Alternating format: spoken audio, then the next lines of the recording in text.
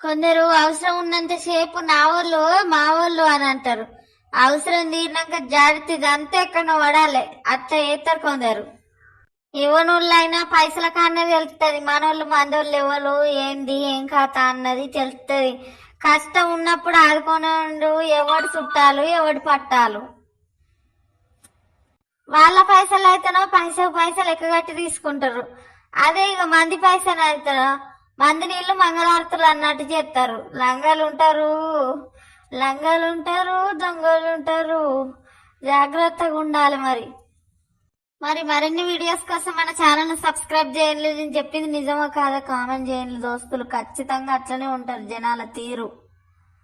నిజంగా దోస్తులు డబ్బుని ఎవడన్నా లోతులో పడ్డాడనుకో 4 రాళ్ళు వేసి మన లోతుగా పడేస్తారు, కానీ మీదికి తీసుకొచ్చే కథే లేదు.